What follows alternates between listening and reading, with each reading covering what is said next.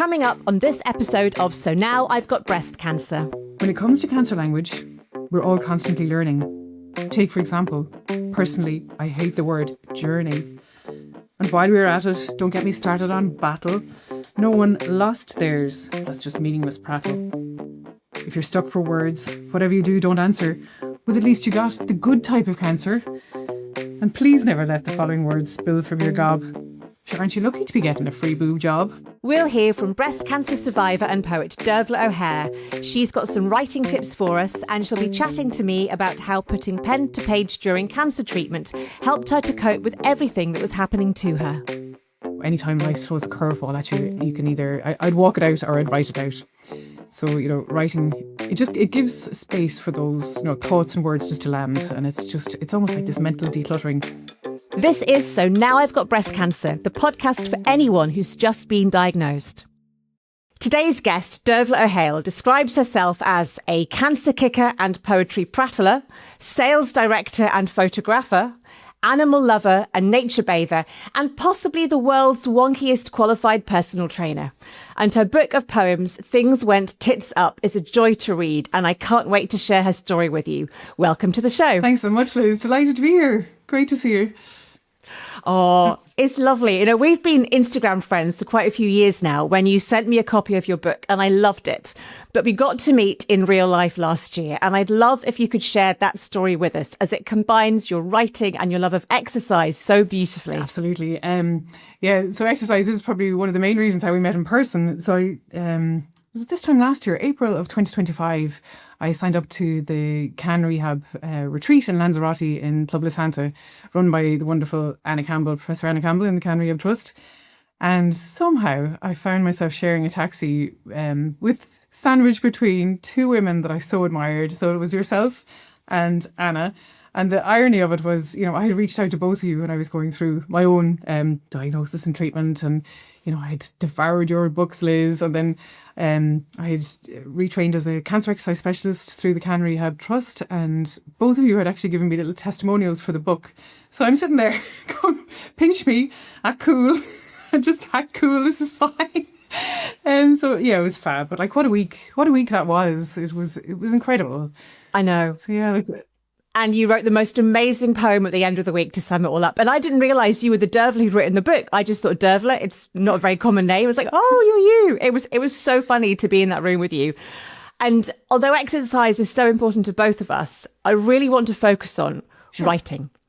Because for me, writing down my story was a huge part of processing everything that happened to me. And I think poetry can be a really powerful way of doing it. And it's not easy to do. But people listening or watching might want to think about how being creative can get you through those difficult moments in life. And I'd love to know, sorry, I'm going to again.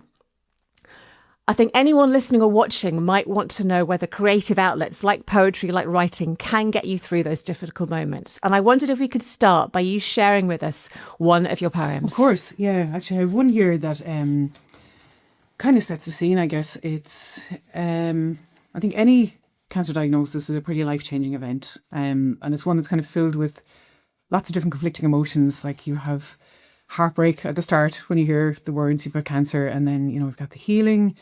You've got grief and gratitude that are sitting side by side as well. Grief for your old life, your old self, but then always this immense gratitude for being, gifted that second chance. So I wrote this little poem to try and capture those feelings, and it's called Me Before C. Energetic, unbreakable, naive and carefree. Words that best describe the pre-cancer me. Tired, a bit broken, vulnerable, sometimes angry. Words that best describe me after Big C. Who was she? Who is she? Who will she be? Sometimes it's hard to remember the me before C. In Japanese culture, they meant broken things with flair. They call this art kintsugi, or golden repair. Smashed items are repaired with a glue made of gold, fixing broken things back together, even more beautiful than before. Us Irish have a word for strength, a Gaelic word, nart. I'm grateful for the strength to fight my battle and my newly gold-plated heart. Oh, I love that. It just takes me right back to the loss you feel for the woman you were. But I love how you've made it something potentially joyful. There's that gold in there. You can reshape, you can rebuild just with a couple of words. Oh, I love that. I need you to get inside my head and turn it into beautiful poetry. No matter. But I want to know, so have you always written? Because at school, I loved writing silly little poems, but I hated creative writing. I thought I can't make stuff up, and I kind of stopped. And writing wasn't a part of my life, but has it always been part of yours as a grown-up? I suppose in some shape or form, when I was younger, like yourself, I used to write like poetry in school, just silly poems, get myself in trouble for them.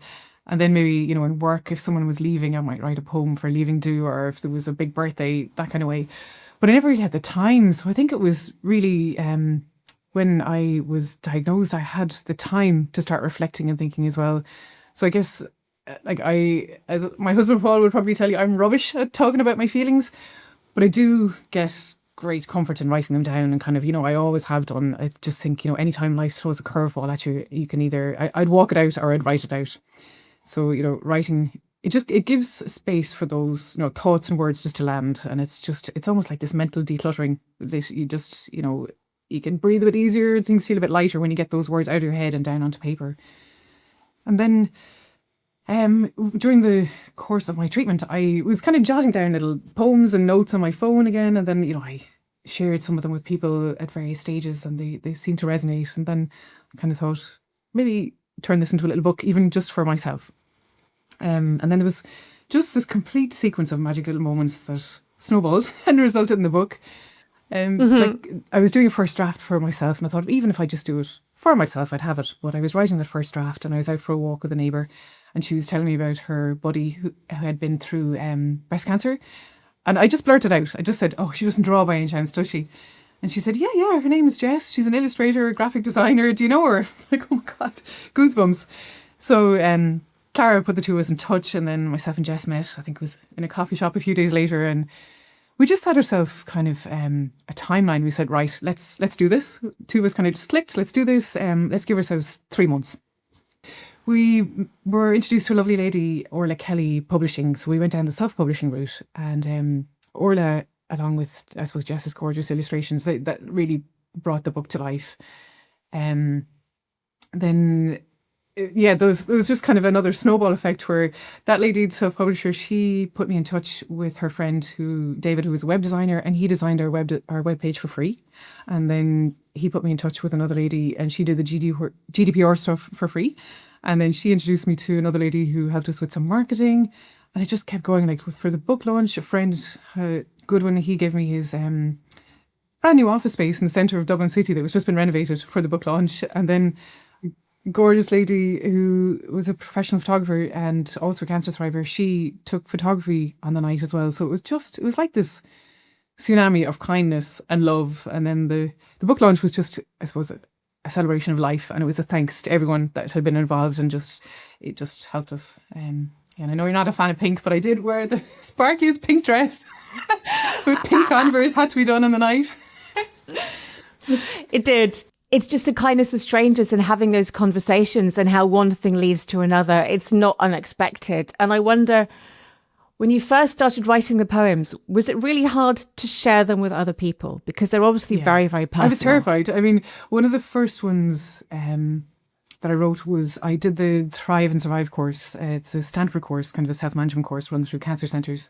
And at the end of it, they asked us to write a letter to ourselves. So on the penultimate night, they said, write a letter, and then you can read it if you want the next week. And it was a 6-week course. So I actually wrote a poem there called The Fierce Phoenix, just about rising and thriving again after cancer diagnosis. And I remember in the last night I read it, and it was very, very emotional.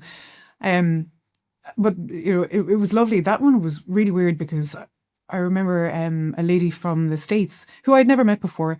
She posted a reel on her Instagram, and it was her ringing the bell to signify the end of her treatment. And she read the last few lines of that poem when she was ringing the bell.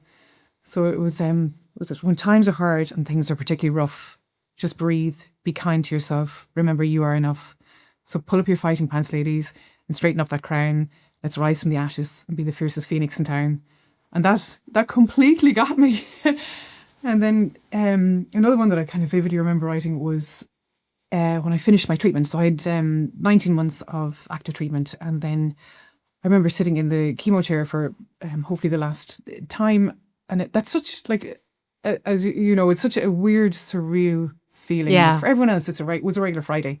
They're driving into work, cursing, been stuck in traffic, wondering what they're going to have for dinner. And I'm thinking there should be like bells and whistles and fireworks going off. Yeah. And I remember just sitting in the chair and just been transfixed by that last little drop. And I was thinking, that's all that's separating me from being hopefully a cancer patient and a cancer survivor, was that last little drop. So I sat there in the chair and I wrote another poem called One Last Little Drop, and I gifted it to my chemo nurse before I left, because I just wanted to mark that occasion in some way. And he loved it.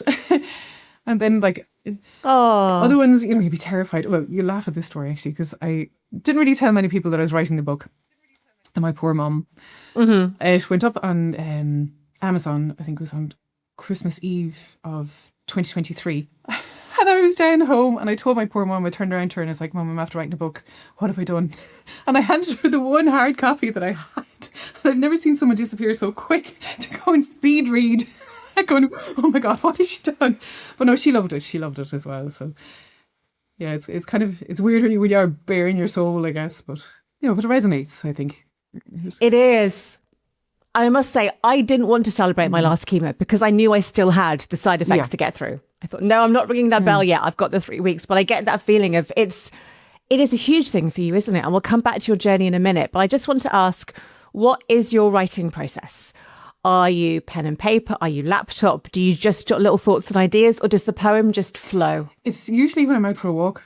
And I'll end up stopping and the dog is looking at me going, what are you doing? And I'm jotting notes into a poem where I'm thinking, oh, that rhymes with that. Or I've seen something, I must write a poem about that. So it's usually notes on my phone. So if I ever lose my phone and someone finds it, they'll be like, who's your one? What's going on with her? But then it's like a laptop. So just kind of put it together. Just get a flow. I think with the book, I just put them all down and then I try to structure it in you know, an obvious format. So there's, you know, diagnosis, then treatment, then recovery, then thriving. So there's kind of a flow. Yeah. And then I did a little kind of tidbits. We love a pun. So the tidbit just to describe what was going on when I was writing that poem, you know, what was going on at that time, just to give it a bit of context as well.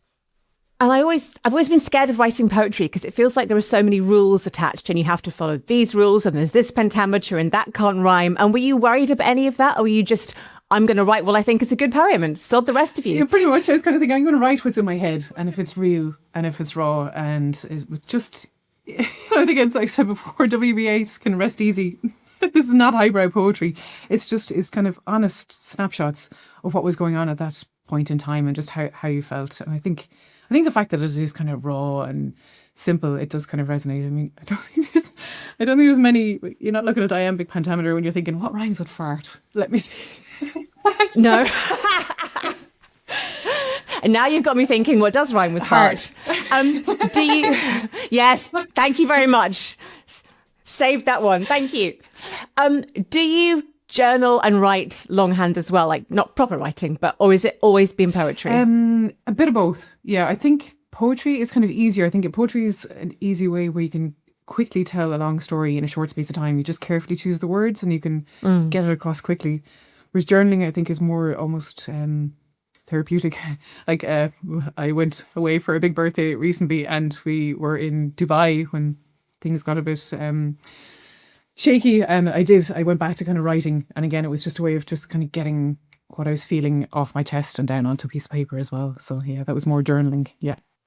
And I think I started a blog during cancer. Mainly my husband, who was a tech guy, said, you need a blog. I didn't know what one was. And for me, I was in denial. It was a way of writing down everything that was happening to me. And I could send that to my parents who live miles away so they could understand, because it was too painful to tell them. But let's go back to your breast cancer journey. How old were you? When did it happen? What treatment did you have? I was 45? 45 when I was diagnosed. So I had a bit of a health roller coaster. So I had been completely fit, healthy, running half marathons, sea swimming, all of that good stuff. And then I banjaxed my back during COVID. So it was probably from sitting too much like we all did, not stretching after running. And then... Yeah. And banjax is an Irish word, is it? No, it's a very technical medical term. I ruptured 2 discs. There you go. Ow. So I had a surgery, and the irony of it, I waited for the surgery, and then the day before the surgery was the pre-COVID test tested positive, so it got postponed for another 6 weeks. Yeah. But I had the surgery and it was fab. So I was back kind of walking 5K again within about 2 weeks, I'd say. It was wonderful. But then 2 weeks later, it was New Year's Day, and we thought, you know what, we'll go for a swim, celebrate New Year, new me, all of that good stuff. And I banjaxed my back again. So snap, crackle, pop. I ended up having emergency surgery that night.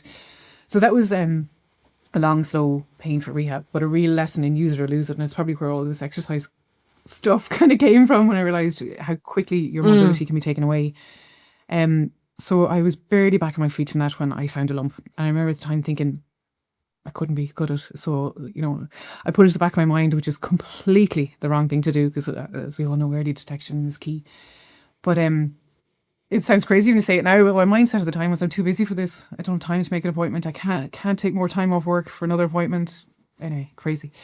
So the company that I worked for at the time, they had this concept of wellness days, where you were given a day off to prioritise your wellness once a quarter. So I said, right. It was really nice. Great benefit to have. So I made an appointment with the GP and went along with this sniggly little lump, and she examined me and she reassured me, you know, that I was fit and healthy and young, relatively young. I'll take a compliment anywhere. But because I was symptomatic with a lump, she referred me to the breast check clinic. So I got an appointment then for about 3 weeks later, and I went along to see the surgeon. I remember I didn't tell anyone, not even my husband. I just said I had a consultant appointment, and he thought it was still back stuff going on. But I just didn't want to, you know, in case it was nothing, I didn't want to worry people. So I went along, and I think I took half an hour off work, went into that appointment, and that was 5 o'clock. And then he handed me a card for 8 o'clock the following morning for a mammogram, and I thought, I might be in trouble here. So I went along the next morning and I had a mammogram, and that was immediately followed by an ultrasound and a biopsy. And as you know, they can't really tell you there and then, but you can read the room, and the atmosphere completely changed. Like, you went from chit chat to banter to just, you know, having someone with you, and bring someone next time we talk. Yeah. Anyway, myself and my hubby heard those 3 little words that no one wants to hear, 3 little words that strike such fear. You've got cancer. And that was on 24th of September 2021. So I don't think you ever forget the date. and No.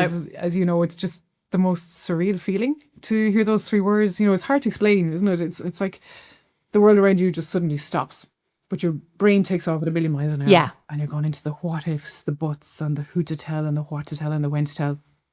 And I remember thinking crazy things like, oh my God, I'm gonna have to sell my car, or there's stuff in my wardrobe I have never worn. Your head is just and then I remember looking around, and I was hearing this white noise, but I could see that everyone was talking, but I just heard kind of cancer treatable, and then I hung on to that word treatable for dear life, I guess. And then after that, as you know, you've that staging process, and I find that to be the hardest phase. Really, really rubbish, where you're just, you know, you've got a lump, you know, it's not a great lump to have. You're just living in uncertainty, and you don't know what's ahead of you, really.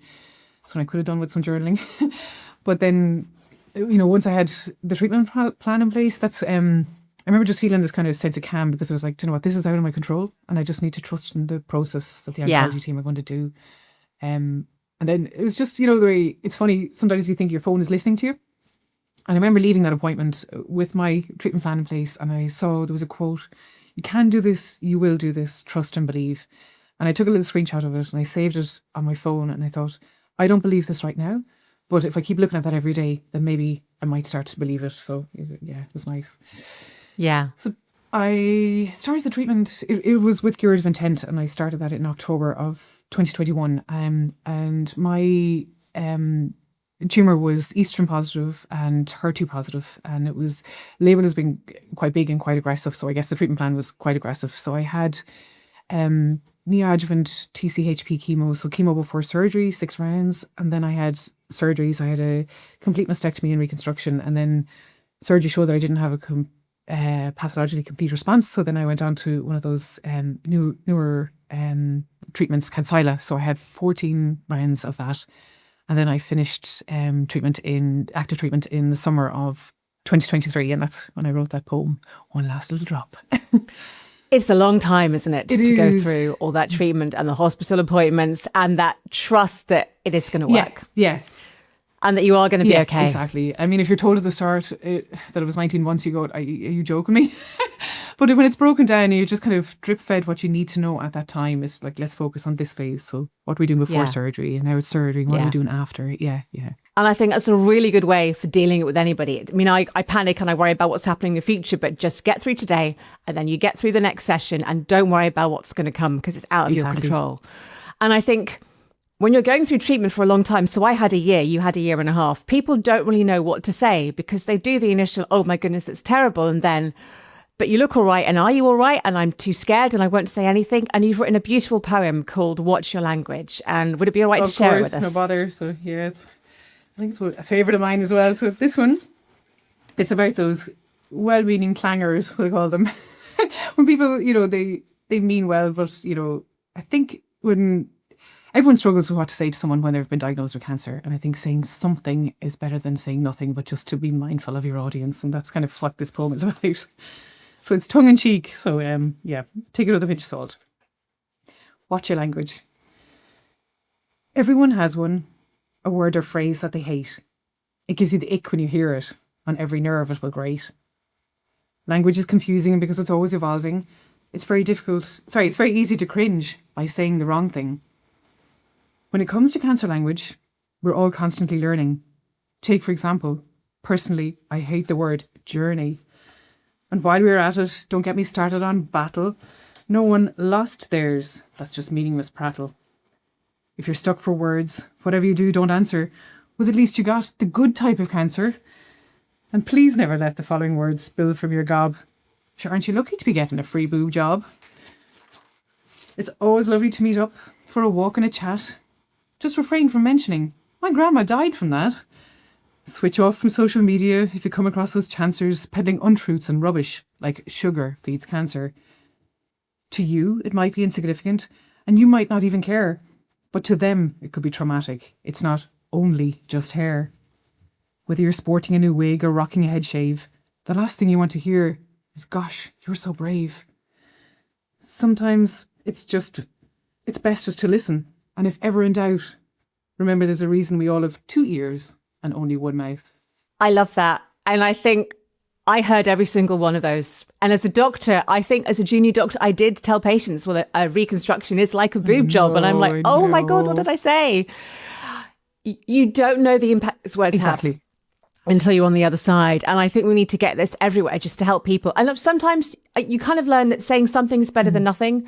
And they don't mean to hurt you when they say it, but at the time it's like, oh God, no, I'm not brave. Don't say that. Or the head tilt. Are you still writing? Oh, no. I know. Here we go. Are you still writing poetry now, or have you left it go? I do. The odd inspiration, but it's kind of more daily inspiration. Like it's the one man brass band. I wrote that recently. It's about my husband snoring. He'll kill me for that. Or the difficult second book. Exactly. Yeah, just more kind of everyday things, and they can be, some of them are humorous and some of them are more serious as well. But again, I think it's just particularly if you have a problem and you're working something out, that's when I'll start to write. Yeah, I love that. And talking about more serious things, exercise. Something I hated as a child, and I only got into just before I was diagnosed with cancer. And I know you've been fit and you've managed to get your fitness back and you now want to train and help other people. And how did that become a big part of your life? And is it something, I'm always interested in asking this, is it something that you will do every day without fail because you love it, you need it? Or do you get months like me where I just lose my motivation and think, I can't be asked today? I suppose in terms of that bit first, I definitely have those days where you can't be arsed, but to be honest, when I started to understand, I suppose, the science behind it all and the physiology and how the facts around how it actually helps you, I started looking at it like that, in the morning you have your pill box, you take those pills every day. So I'm thinking I'm going to do the prescribed amount of exercise. So I'm fairly disciplined for the last year doing strength training 3 times a week, and then I do a lot of hiking as well. But there are certainly days, I'm not no angel, where I'm thinking, I'm too tired, or you get distracted or something else comes up, but I will try and then catch up again the next week. But yeah. So how it happened, how I got into it was, I suppose during recovery, I had friends who'd been through cancer before me, and they had given me the good advice of take the time to build yourself back up and take the time to recover and heal. And I'd always been interested in exercise, and I knew after finishing treatment that I'd have some more time off work.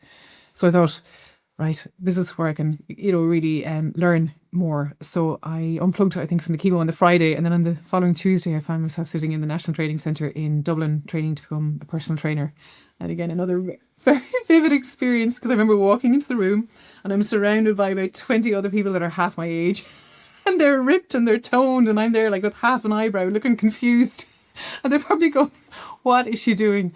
But I absolutely loved it. And then I went on and I qualified as cancer exercise specialist through the Can Rehab Trust. And then I did some strength and conditioning coaching training. And then I've done some mountain skills training. So I think, I never would have thought any of that was possible when I was in the throes of chemo and back surgeries. It's been fab. And then I started to get back into hiking. I used to do hiking, and then was this time last year I signed up to a hiking challenge called the Mourne Mountains 7 Sevens. So that is it's a mountain challenge where you climb 7 of the highest peaks in the Mourne Mountains, and I think it's over 8,100 feet, and it's 18 miles, and you do over 10 to 12 hours. So of course I didn't read the fine print, but I thought, I'll do this dressed as a giant inflatable boob, and I'll go and I'll raise some funds for breast cancer, raise awareness and raise a lot of eyebrows. But there's... And how heavy? How heavy was that the boob? Boob wasn't heavy at all. It rolls right up into about that size, and then you have a little fan and you can inflate it. Okay. So I ended up... So for people listening, it's like if it rolls up into your hand. It's like just a plastic boob, isn't it? Exactly. It's like one of those sumo suits. Just an inflatable one. I didn't realise in the fine print that this was a race, and it was like an ultra competitive event. But anyway, it was tough. It was very tough. And I think it was 3 checkpoints, and you had to make each checkpoint by a certain time in order to progress. And I unfortunately missed the last checkpoint. I didn't make the time. So me and my boob came down very deflated. But... We gave it 9 hours. I gave it all. I went back up and finished it the next day, and I think we raised about 6,000 for charity. So, it was fab. Wow. That's led on to kind of a new adventure where when I was training for that last year, another friend, Karen Kruger, who's also a breast cancer thriver, she willingly offered to come on hikes with me to train, and I'm thinking, brilliant. I don't even have to bribe her. So both of us just kind of realised that we really enjoyed each other's company and been out on the mountains, and then I think we have a website called Cancer Take a Hike, and on that website I mentioned that we bonded over menno brain moments, because it was either me losing AirPods around my ears, and then Karen losing her car keys, and we'd find them in the car door 4 hours later, back in the car park. We kind of thought, what, why not turn this into a community where anyone that's navigating survivorship, it can come along and join. So Cancer Take a Hike came about, and that's just kind of a supportive hiking community created by and for people affected by cancer. So we just launched that last month, and we had our first hike, and it was fab. You could have scripted it. We had this beautiful rainbow to start, and we had 20 degrees in Ireland. 2 weeks later I was getting blown off the side of the mountain. It was perfect. So we're... Oh, that sounds wonderful. And I think we'll put all the links to the show notes for Dearbhaile's book and the hiking.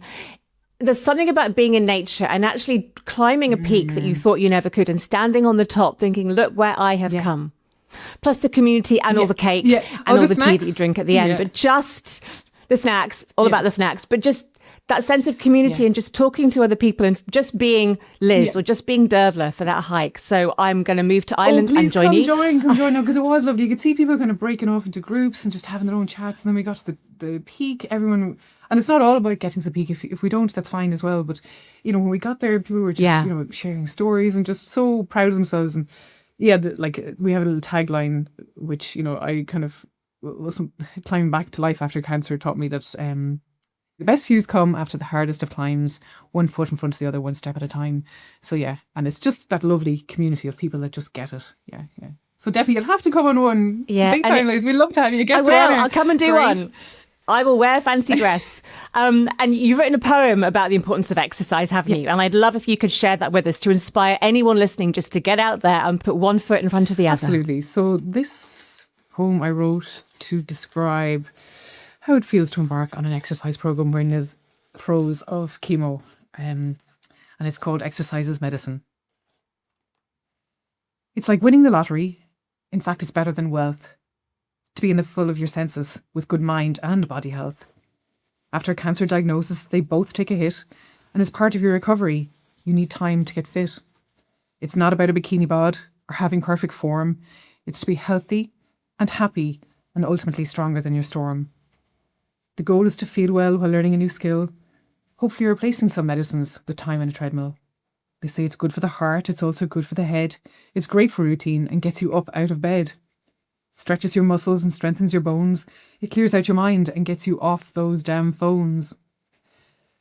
I squeeze into my lycra and dust off my gym shoes. I say goodbye to my wobbly bits, hopefully soon to be yesterday's news. How I wish there was a safe space to work out where no one would care as I rock up to the gym, wrapped in lycra, with a wonky boob and no hair. Unfortunately, this time my fears weren't abated. I'm surrounded by gym bunnies and feel totally gym-timidated. I meet with my trainer. He's perfectly sculpted like a T-bone steak. I feel like an imposter, an alien. I'm truly a fake. Trying not to feel self-conscious or silly or stupid, it boils down to the simple fact: if you don't move it, you lose it. After the slightest exertion, I'm already at a puff. My current physique is more buffet than buff. It feels like hell right now, but tomorrow I'll be glad when I begin to feel the muscles I never knew I had. I mount an exercise bike and elegantly throw over my leg.